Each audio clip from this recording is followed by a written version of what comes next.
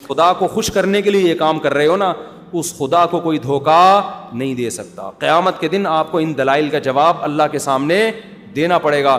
ہمارے نبی نے فرمایا جب قیامت کے دن بہت سے لوگ جن کی صورتیں وہ ہوں گی جو میری امت کی صورت ہوتی ہے, وہ لوگ آئیں گے حوض کوثر پہ پانی پینے کے لیے, میں پلانا چاہوں گا, فرشتے ان کو ہٹائیں گے, میں کہوں گا یہ تو میرے امتی ہیں.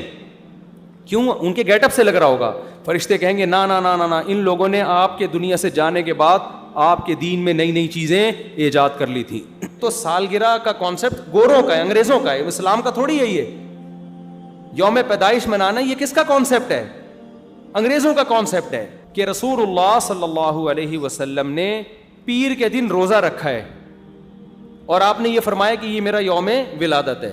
نبی نے پیر کا روزہ رکھ کے بتا دیا کہ آج منانے والا دن نہیں ہے, سمجھتے ہیں, اس کو سیلیبریٹ نہیں کر سکتے. مفتی طارق مسعود کے بیانات کے لیے مفتی صاحب کے آفیشیل چینل مفتی طارق مسعود سپیچز کو سبسکرائب کریں. مفتی صاحب ماہ ربیع الاول کو رسول اللہ صلی اللہ علیہ وسلم سے نسبت ہے. اس مہینے میں حضور صلی اللہ علیہ وسلم کی پیدائش اور دنیا سے پردہ فرمانے کے واقعات پیش آئے. برائے مہربانی نبی صلی اللہ علیہ وسلم کی بعثت سے ایک مسلمان کو حاصل ہونے والے اسباق کے بارے میں چند باتیں بتائیں, اور آپ کی پیدائش سے دنیا میں کیا کیا اہم تبدیلیاں پیش آئیں. تو پورا موضوع ہے نا, اس پر بیان کریں گے. یہ تو 2 منٹ کا جواب نہیں ہو سکتا نا, سمجھیں. ابھی تو میں مختصر سوال جواب کے لیے بیٹھا ہوں, اس پہ تو پورا ٹاپک پہ انشاءاللہ بیان کروں گا.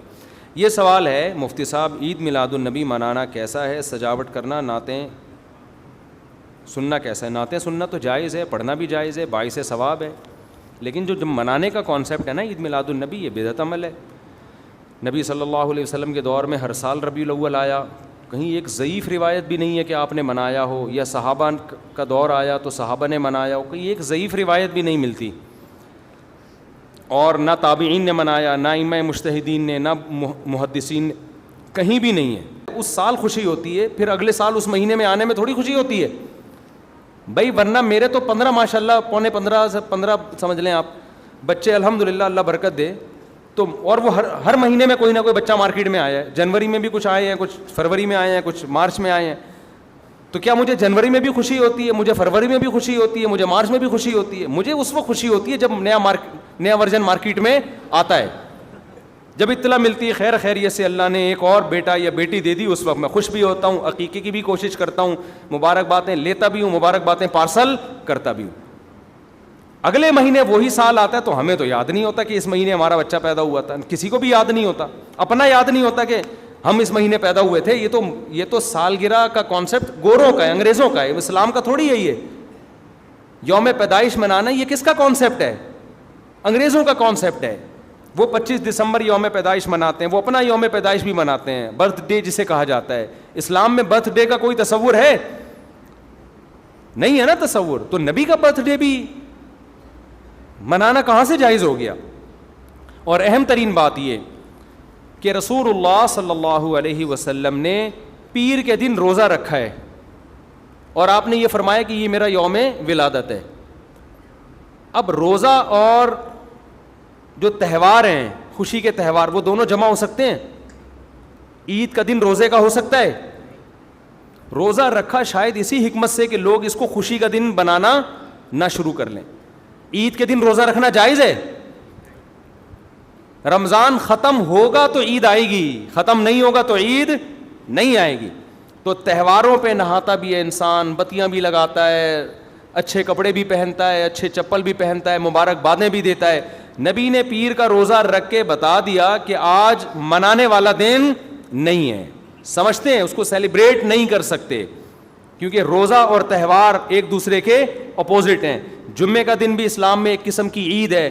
نبی نے جمعے کے دن کے بھی روزے کے ساتھ خاص کرنے سے منع کیا آپ صلی اللہ علیہ وسلم نے, کیونکہ اس میں بھی نہاتے دھوتے, صاف ستھرے کپڑے پہنتے ہیں, 2 رکعتیں پڑھنے, ایک طرح کا یہ بھی خوشی کا دن ہے, بڑا دن ہے. لہذا جمعے کو بھی نبی صلی اللہ علیہ وسلم نے اسپیشلی روزہ رکھنا کہ جمعے کا اس لیے میں رکھوں گا, یہ منع ہے. ویسے آپ کو چھٹی ہوتی ہے کسی کی, آسان ہے جمعے کا, وہ ایک الگ بات ہے, لیکن اسپیشل فضیلت سمجھ کے جمعے کا روزہ رکھے گا تو یہ عمل کیا ہو جائے گا؟ بدعت. تو آپ ایک طرف اس کو عید کا دن بھی کہہ رہے ہو اور ایک طرف آپ کہہ رہے ہو کہ یوم ولادت پہ نبی نے بخاری کی حدیث ہے روزہ بھی رکھا ہے. تو یہ باتیں نبی کی تعلیمات کے بالکل اگینسٹ ہیں. سمجھتے ہو؟